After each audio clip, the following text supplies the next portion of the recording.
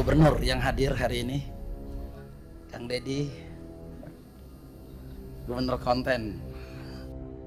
Dan terakhir tadi Pak Gubernur Kalti mengatakan Gubernur konten. Alhamdulillah dari konten yang saya miliki heboh baru saja Gubernur beberapa konten. jam yang lalu pada saat Kang Deddy rapat dengan DPR dan Kemendagri. Kang Deddy secara tiba-tiba telah disebut Gubernur konten oleh Gubernur Kalimantan Timur. yang kami hormati juga Ibu Wamen Mendagri. Terima kasih banyak Ibu Wamen dan seluruh gubernur yang hadir hari ini. Kang Deddy, Gubernur konten. Dan saking kagetnya satu gedung mendengar sindiran Gubernur konten, DPR pun sampai ikut campur tangan seakan tidak rela mendengar Kang Deddy disindir. Sindiran ya itu. DPR telah menyindir Panas. kembali Gubernur Panas Kalti rapatnya. dengan mengatakan yang intinya jangan terlalu banyak bertele-tele. Ini sudah setengah jam lebih, baru 2 gubernur. Kita masih ada sisa 9 gubernur. Kalau kita ikuti Pak Rudi Masud, kita akan pulang habis Isya. Aduh. Nah, kita main cepat aja. Coba Kang Deddy Mulyadi coba kasih contoh yang cepat, silahkan. Dan tentu Kang Deddy pun Kang Deddy telah diberi membalas sindiran tajam contoh Gubernur yang konten cepat. tersebut dengan jawaban yang sangat membuat malu sang penyindir. Dan terakhir tadi Pak Gubernur Kalti mengatakan Gubernur konten. Alhamdulillah dari konten yang saya miliki itu bisa menurun. Baik, untuk lebih jelasnya, apa sih jawaban Kang Deddy atas sindiran tersebut? Mari kita saksikan sama-sama Ini sidang di pemaparan parlemen hebat ya. dan lengkap Kang Deddy di depan DPR, DPR, Kemendagri, dan para gubernur. Baik, pimpinan yang saya hormati, kita langsung saja. Kita tahu bahwa daerah-daerah hari ini mengalami penurunan dana alokasi. Bahkan ada beberapa daerah yang hampir tidak lagi memiliki kemampuan untuk memenuhi kebutuhan dasar pembangunannya karena dihabiskan untuk belanja pegawai. Ada pengangkatan P3K memiliki implikasi terhadap terkurasnya dana alokasi pembangunan dan DAU. Kemudian yang berikutnya, setelah itu dana DAK mengalami penurunan, terutama di bidang infrastruktur. Ini memiliki implikasi yang cukup luas terhadap kinerja pembangunan di setiap daerah. Kalau data-datanya kita sudah sampaikan lah, nanti tinggal dilihat. Nah, seluruh problem itu menurut saya harus segera diselesaikan dalam kerangka kerja, dalam rekrutmen kepegawaian P3K yang sesuai dengan kualifikasi yang dibutuhkan oleh daerah. Saya berikan contoh misalnya, tidak semua menurut saya seleksi untuk P3K atau ASN itu harus melalui pendekatan seleksi digital. Kenapa? Karena ada beberapa spesifikasi pekerjaan yang itu tidak perlu digitalisasi. Sopir truk sampah itu nggak usah seleksi ASN menurut saya. Tukang sapu itu tidak usah. Tukang taman tidak usah. Tenaga office boy tidak usah. Tenaga pengamanan tuh tidak usah. Apa sih dampaknya dari rekrutmen ini? Yang pertama dari sisi rekrutmennya terjadi rekrutmen ASN dan P3K, tetapi di sisi lain kebutuhan yang dibutuhkan oleh daerah dan provinsi itu tetap dilakukan. Pada akhirnya ngangkat lagi melalui outsourcing. Ini pertama pendekatan.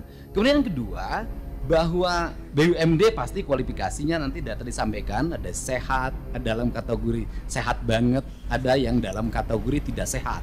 Yang tidak sehat kami lagi lakukan audit investigatif, kemudian nanti akan dilakukan 2 pilihan, diteruskan atau ditutup. Nah, problem dari BUMD itu di daerah itu satu saja, BUMD diisi oleh tim sukses. Itu problemnya, sehingga profesionalismenya dikesampingkan. Rambu-rambu ini harus segera dibangun dengan baik. Terus kemudian yang berikutnya, ini Jawa Barat. Jawa Barat ini provinsi menurut saya paling aneh. Jumlah penduduknya hampir 50 juta, terbesar di Indonesia. Tetapi jumlah desanya kecil dibanding Jawa Tengah. Jumlah kelurahannya kecil dibanding Jawa Tengah. Jumlah kecamatannya kecil dibanding Jawa Tengah. Sehingga desa di Jawa Barat ada yang menanggung penduduk satu desa 150.000. Nah, komposisi dana desa itu pendekatannya tidak seperti itu. Tetap saja pendekatan-pendekatan normatif daerah ini yang harus segera dilakukan evaluasi. Ini Dan kemudian yang berikutnya adalah sudah juga semestinya Komisi 2 memelopori daerah desa yang sudah berubah karakternya menjadi kelurahan karena pertumbuhan industri, harus segera dibuat kelurahan, tidak desa lagi. Karena pendekatan kewilayahan sudah tidak relevan lagi dengan jumlah penduduk yang tidak monokultur, yang sudah plural. Yang perlu dilakukan pendekatan birokratif bukan berdasarkan pendekatan politik. Ini yang harus dilakukan. Kemudian yang berikutnya adalah daerah menanggung beban apa lagi? Instansi vertikal seperti Kementerian Agama itu kewenangannya banyak banget, ngurus madrasah diniyah, madrasah sanawiyah, madrasah aliyah. Kayaknya maaf ya, kalau aslinya nggak berapa paham kalau di Indonesia kenapa ada beza madrasah ini ada 3 itu tadi yang disebutkan Kang Didi. Apa tuh bezanya kan? Madrasah juga disebutnya, tapi mungkin ada bedanya. Kalau kalian bisa bantu itu kami di bawah dong, biar bisa lebih ngerti lagi kalau jenis-jenis madrasah ini. Makasih ya semua. Ayo lanjut ya. Masjid, pondok pesantren, tapi duitnya nggak bawa. Nah, pada akhirnya kalau gubernur tidak memenuhi, kalau bupati tidak memenuhi kebutuhannya, maka nanti akan dibenturkan dengan isu agama, tidak berpihak pada kepentingan umat. Padahal di satu sisi dia masih memiliki kewajiban terhadap sekolah SD negerinya masih roboh, SMP negerinya masih roboh, SMA negerinya masih roboh.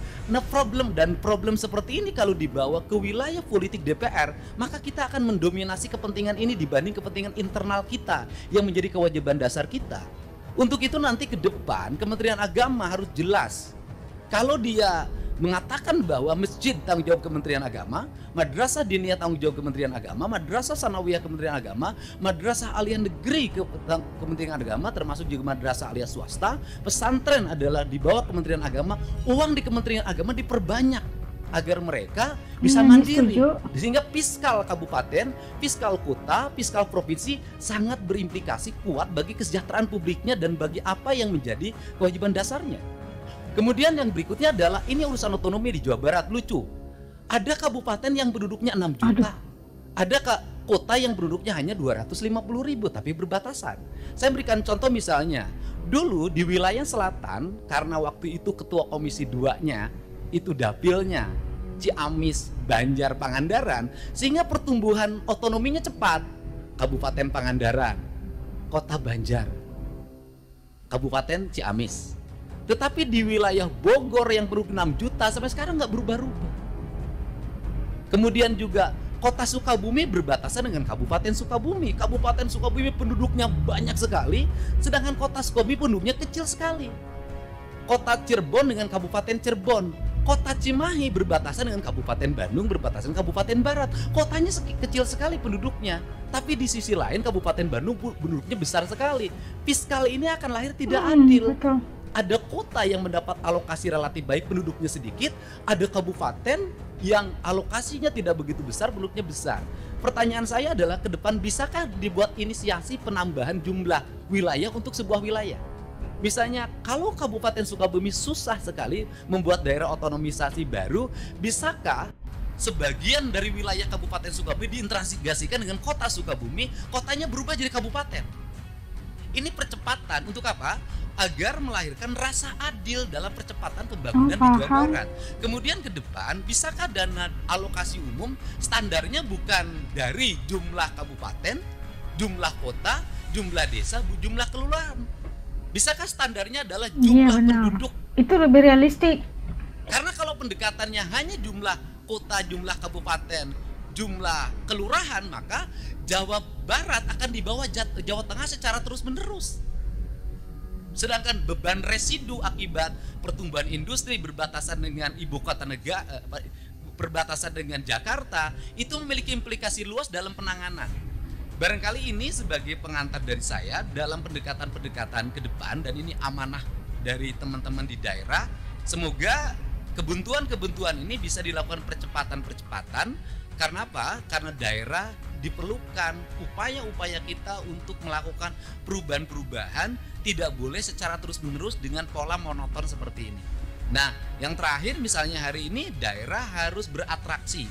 Misalnya penurunan di sektor alokasi irigasi di BBWS. Itu kan harus ditutup lewat provinsi karena itu kebutuhan dasar pertanian, kemudian daerah aliran sungai, dan itu berdampak pada banjir. Nah ini juga akhirnya kita banyak menutup kita ini, dan akhirnya berbagai kegiatan di daerah itu, berbagai kebutuhan di daerah yang sebenarnya itu menjadi kewenangan pusat, itu pada akhirnya juga ditutup lagi oleh daerah. Ini barangkali sebagai gambaran umum, saya ucapkan terima kasih. Semoga pertemuan ini memberikan manfaat. Dan terakhir, tadi Pak Gubernur Kaltim mengatakan gubernur konten. Alhamdulillah, dari konten yang saya miliki, itu bisa menurunkan belanja rutin iklan. Biasanya iklan di Pemprov Jabar kerjasama medianya 50 miliar. Sekarang cukup 3 miliar tapi viral terus. Terima kasih. Oh, mantap. Jawabannya itu close banget.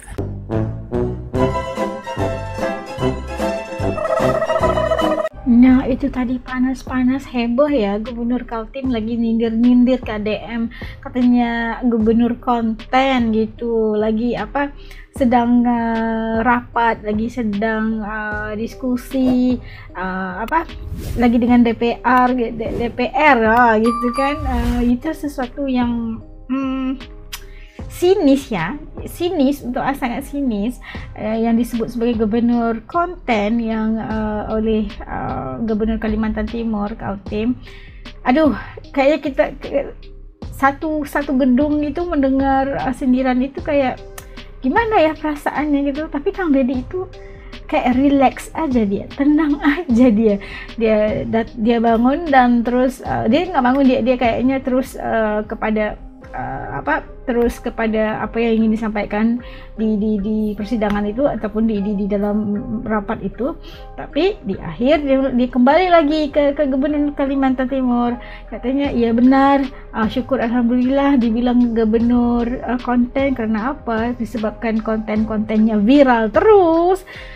Jadi alokasi untuk media untuk di Jawa Barat itu telah menurun daripada 50 miliar kepada hanya cukup sekadar 3 miliar dengan konten-konten Gubernur Kang Deddy Mulyadi aja, Bapak Aing, itu udah cukup.